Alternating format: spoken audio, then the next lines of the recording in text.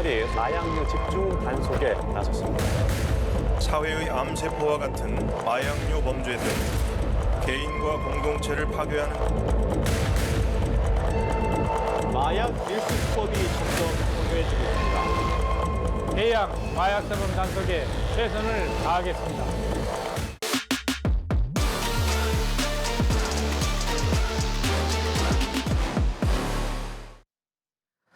네, 저희 연합뉴스TV는 지난 한 주간 마약 실태를 집중 보도했는데요. 오늘은 이 마약 수사 최선에서 근무하는 극한직업 마약 수사관들을 스튜디오에 모셔봤습니다. 네, 두 분 어서 오십시오.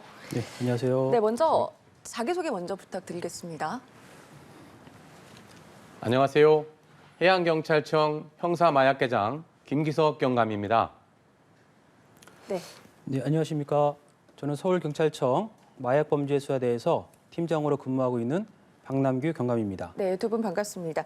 먼저 팀장님께 여쭙겠습니다. 2018년부터 마약 수사대에서만 5년째 근무를 하고 계십니다. 아무래도 일선에 계시다 보니까 많은 경험 그리고 사고가 있었을 것 같은데 기억에 남는 게 어떤 게 있을까요? 네, 저희가 단속도 하지만 예. 제가 2019년도에 검거했던 피의자가 생각이 납니다. 그 피의자는 그 당시 자전거를 타고 다니면서 필로폰을 판매하던 사범이었는데요. 저희들이 추적을 해서 모텔에서 검거해서 네. 구속한 사례가 있었습니다.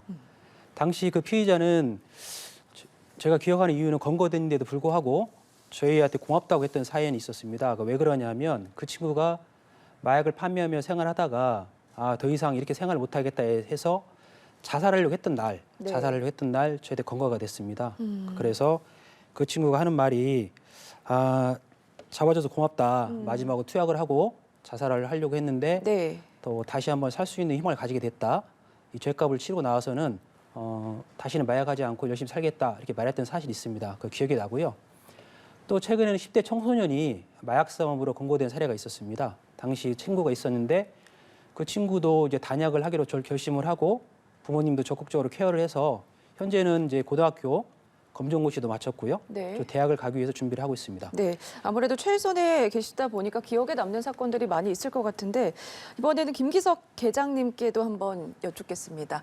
해양 지금 경찰도 똑같이 마약 수사를 하고 있는 거죠? 예, 그렇습니다.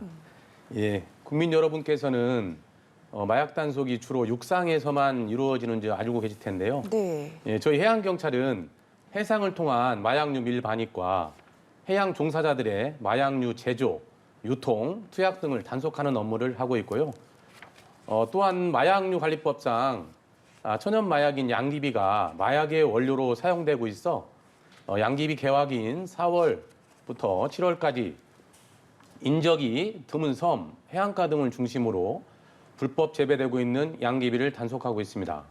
올해 드론을 이용해서 특별 단속을 펼쳐 양귀비 약 8천여 주를 단속했습니다. 네, 마찬가지로 현장에 계시다 보니까 기억에 남는 경험이 있을 것 같거든요. 예. 이것도 말씀해 주시죠. 예, 저희 해양경찰에서 바다를 통해 마약류를 밀반입하려다가 검거된 사례 한 2가지만 소개해 드릴까 합니다. 2019년 8월 콜롬비아에서 출항해 충남 태안항에 정박한 홍콩 선적 화물선 창고에 은닉한 코카인 100kg을 적발했고요. 이 양은 330만 명이 동시 투약 가능한 양입니다. 그리고 지난해 1월에는 콜롬비아 카르타헤나항을 출항해서 부산 신항으로 입항한 라이베리아 선적 화물선 기관실에서 코카인 35kg을 단속했습니다. 해양을 통해 밀반입되는 마약류는 항공을 통해 유입되는 양과는 비교할 수 없을 만큼 대량으로 밀반입될 가능성이 높은데요. 이렇듯 해상을 통한 마약류 밀반입은 한 번의 양으로도 국민 보건에 막대한 영향을 끼칠 수가 있어 철저한 단속이 필요합니다. 네, 육지, 해상 할 것 없이 요즘에 말씀하신 대로 마약 문제가 굉장히 심각합니다. 저희도 이제 최근에 마약 관련된 뉴스 보도를 많이 하고 있거든요. 네. 현장에 계시다 보니까 지금 체감도는 어떻습니까? 최근에 마약이 이슈가 되면서 네. 그 검거 사례나 관련 보도가 많이 나오고 있습니다. 그러니까 마약 상무범이 증가하는 것은 통계적으로나 실제 수사 현장에서도 체감할 수 있을 정도로 많습니다. 특히 미성년자들이 마약으로 인해 검거되는 상황이 많이 있어서 제 개인적으로도 안타깝게 생각하고 있습니다. 통계적으로 봐서도 미성년자 사범이 2011년도에 105명 정도였는데요. 네. 2021년도에는 494명입니다. 5배 정도 증가한 치수입니다. 그리고 실제로 저희 팀에서도 사건을 하다 보면 미성년 마약사범 검거가 최근 부쩍 늘어나고 있는 실태입니다. 네, 경찰에서도 마약과의 전쟁을 선포했거든요. 지금 경찰 쪽에서 단속 현황은 어떻습니까? 예, 우리 경찰은 우리 사회의 암세포인 마약 조직 척결을 위해서 올해 8월 1일부터 네. 연말까지 약 5개월간 마약류 사범 특별 단속 기간을 설정하고 각 시도 경찰청 마약수사대와 경찰서 마약수사 전담팀, 강력팀과 관련 부서와 협동해서 마약류 사범 근절을 위한 총력전을 펼치고 있습니다. 그 결과 올해 1월부터 9월까지 약 9,422명을 검거했고요. 이는 전년에 8,167명 대비해서 한 1,200여 명이 증가했고 15.4%가 증가한 수치입니다. 네. 또 클럽 마약이 또 심각한 문제라고 합니다. 저희 기자도 직접 현장에 가서 보도를 하기도 했는데 경찰청장까지 직접 나서서 지금 심각성을 지적하고 있는 상황이거든요. 실제로도 지금 클럽 마약이 빈번한 거죠. 그 청장님께서도 마약을 우리 사회의 암세포라고 말씀하셨습니다. 네. 그만큼 위험하기 때문에 그런데요. 말씀하신 대로 경찰은 강남권 등 클럽, 유흥업소, 또 주변 마약류 범죄에 대해서 형사, 생활질서, 112, 정보 등 관련 기능을 합동 TF를 중심으로 해서 집중 단속을 하고 있습니다. 물론 최근에 이슈가 된 강남 클럽에서도 마약을 많이 발생하고 있지만 그 클럽뿐만이 아니라 여러 곳에서 이루어지고 있는 게 사실입니다. 그 주거지도 있고요. 호텔, 모텔 등 가리지 않고 발생하고 있기 때문에 경찰은 이러한 점을 고려해서 클럽과 더불어 전 네. 방위적인 단속을 병행하고 있습니다. 네, 요즘에 또 해상 마약도 큰 문제잖아요. 해양 종사자들의 마약 제도, 또 유통, 또 투약을 단속하신다고 하는데 해양 종사자 어떤 사람을 이야기한 건지 궁금하거든요. 예, 좀 앵커님도 많이 낯선 용어실 건데요. 예, 여기서 말하는 해양 종사자들은 주로 선원, 양식장 등 바다를 통해 이 직업을 갖고 계시는 분들을 이야기합니다. 특히 양식장 등은 이 인적이 드문 수사 사각 지역이 대부분 위치하고 있어 외국인 불법 체류자들이 마약 사범이 증가하고 있는 추세입니다. 저희 해양경찰에서는 이와 관련 특별 단속을 일시해 서해 양식장 등지에서 마약류를 재배, 유통, 판매한 불법 체류 외국인 12명을 구속한 사례가 있습니다. 네, 해양에서 이제 밀반입도 증가하고 있는 상황이다 보니까 특히 단속에 어려운 점도 많을 것 같거든요. 예. 네. 예, 해상은 육상과 많이 여건이 다릅니다. 먼저 해상을 통해 밀 반입되는 마약류는 외국적 항로를 거쳐 대한민국을 경유하거나 입항하는 선박을 통해 은밀하게 밀 반입되고 있습니다. 외국에서 국내로 밀 반입되는 마약류를 검거하기 위해 첩보 입수가 필수적인데요. 특히 국가 간 첩보 입수가 가장 중요합니다.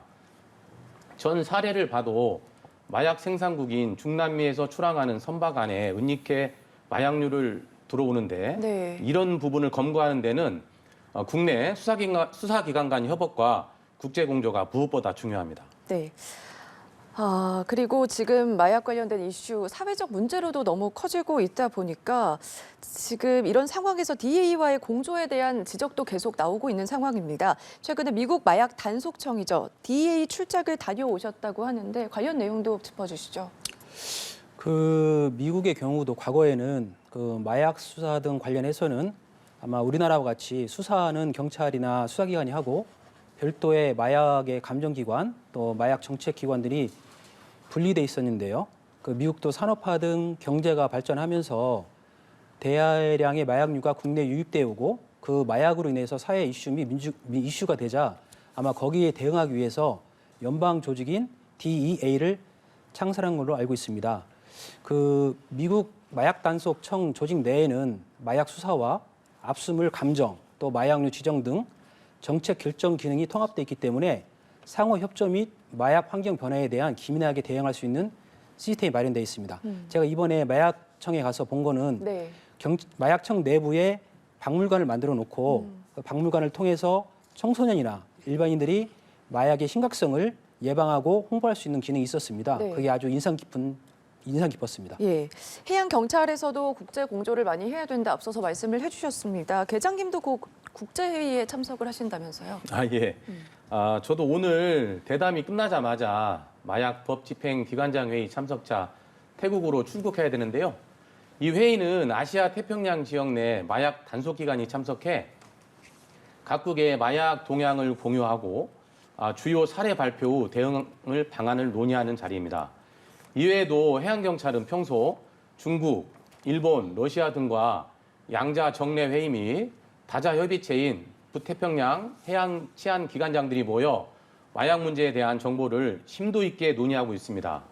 대표적으로 앞에서 말씀드린 충남 태안항으로 코카인 100kg을 밀반입한 사건이 국제 공조를 통해 단속에 성공한 사례입니다. 네.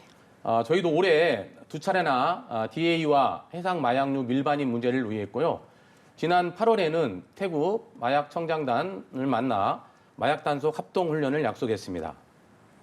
네, 국제 공조가 심각한 상황에서 또 계속해서 마약 사건이 계속 나오고 있는 상황이잖아요. 국내 얘기로 좀 돌아와 보면 점점 더 마약이 일상 속으로 파고들고 있습니다. 앞서도 말씀을 해주셨지만 연령대가 낮아지고 있다 말씀을 해주셨거든요. 지금 얼마나 네. 심각한 거죠? 실제 수사 현장에서 마약 사범을 검거하다 보면 그 마약 전력이 있는 사람들도 있지만 그런 전력이 없는 가정주부, 회사원, 또 전문직 종사자, 학생 등 다양하고 일부 특정 계층만 있는 게 아닙니다. 최근에는 10대 고등학생들도 검거되고 있는 게 사실이고 심각한 문제라고 생각합니다. 제가 볼 때 40대, 50대 나이에 마약을 접하게 되면 그 남은 인생은 정상적인 생활을 하기 어렵습니다. 그런데도 불구하고 만약에 10대나 20대 학생들이 마약을 접하게 된다면 예를 들어서 우리가 80대를 기준했을 때에는 70년, 80년의 인생을 그냥 버리게 된다고 생각하거든요. 이런 것은 개인의 문제뿐만이 아니라 사회적 손실이 크고 국가 미래도 밝지 않은 결과를 초래한다고 생각합니다. 네, 호기심으로도 하지 않으면 안 되는데 10대 마약 문제가 정말 심각해 보이는 것 같습니다. 요즘에는 다크앱 그리고 SNS를 통해서도 쉽게 접할 수가 있는 거잖아요. 어떤 대책이 좀 필요할까요? 전에는 이제 호기심에 마약을 하고 싶어도 아는 사람이 없으면 구할 수가 없었습니다. 그런데 최근에는 인터넷의 발달과 더불어서 텔레그램, 또 채팅 앱, SNS의 발달로 인해서 마약류를 쉽게 구할 수 있는 환경이 조성이 됐습니다. 그리고 그로 인한 익명성과 비대면 거래가 이루어지다 보니까 마약 범죄라는 죄의식이 약해지기도 하고 검거가 되지 않을 거라는 기대감 때문에 또 많이 접하는 것 같습니다. 그러나 경찰은 다크앱이나 비트코인 거래를 추적하는 전문 수사팀을 운영하고 있고 또 최신 수사기법을 동원해서 마약 사범을 검거하고 있습니다. 네. 마약 사범은 서로 거미줄처럼 엉켜 있기 때문에 반드시 검거된다고 생각하시면 됩니다. 네. 아예 호기심으로도 접하지 말아야 된다 이렇게 말씀을 좀 해주셨습니다. 단속만큼이나 또 중요한 게 그 이후의 치유일 것 같거든요. 이로 인한 관계기관과의 협력도 굉장히 중요할 것 같은데 대표적인 제도가 있다면 어떤 게 있을까요? 그 마약 단속도 중요하지만 그 마약 단약을 위한 제도 장치도 필요합니다. 현재 우리나라는 그 민간 단체인 마약 퇴치 운동 본부가 마약류 및 약물 남용 예방을 위한 활동을 하고 있으나 현재 증가하는 마약 사범의 치유나 교육에는 역부족인 상황입니다. 제가 볼 때는 국가 차원의 치료 재활센터가 필요하고요. 더불어 단약을 하기 위해서는 본인 의지도 중요하지만 주변 가족이나 지인들의 케어, 관심이 무엇보다도 중요하다고 생각하고요. 더불어 병원 등 치료기관들과 연계돼서 함께 대책을 세워야 될지 생각합니다. 특히 서울경찰청에서는 최근 청소년층 마약 사범이 증가하는 추세를 감안해서 올 8월경부터 마약 퇴치 운동본부와 MOU를 체결해서 청소년 대상 마약류 범죄 예방 교육과 상담 등 마약 범죄 예방 활동을 강화하고 있습니다. 네. 저희도 계속해서 마약의 심각성을 또 보도를 해드리고 있습니다. 마약 범죄가 증가하는 만큼 그만큼 인력 충원도 중요할 것 같고요. 말씀해 주신 대로 이후에 관련 제도도 시급해 보이는데 마지막으로 계장님도 한 말씀 해주시죠. 예. 여러 전문가들은 이렇게 말씀하십니다. 국경 차단만이 마약을 근절할 수 있는 가장 좋은 방법이라고 말합니다. 앵커님께서도 해양경찰의 마약 수사를 극한 직업으로 비교하셨는데요. 저희가 5년간 단속 건수가 14배나 증가함에 따라 더욱더 마약 수사를 담당하는 전담 인력 양성이 무엇보다 중요한 과제입니다. 하지만 최근 마약 범죄의 국민적 우려가 증가하고 있고 범정부 차원의 마약 범죄 근절에 발맞춰 저희 해양경찰도 마약 범죄 척결을 위해 TF팀을 구성해 마약 수사 전담반을 대폭 확대 편성했고요. 또 단속 시 경찰관의 안전을 확보하기 위해 특공대 투입 등 마약류 퇴치를 위해 최선을 다해 노력하겠습니다. 저희 해양경찰은 해양에서의 국민의 생명과 안전을 위해 혼신의 노력을 다하겠습니다. 감사합니다. 네, 오늘 말씀 감사합니다. 여기까지 들어보겠습니다. 지금까지 서울경찰청 마약수사대 박남규 팀장님, 해양경찰청 김기석 형사 마약계장 모시고 이야기 들어봤습니다. 두 분 고맙습니다. 감사합니다.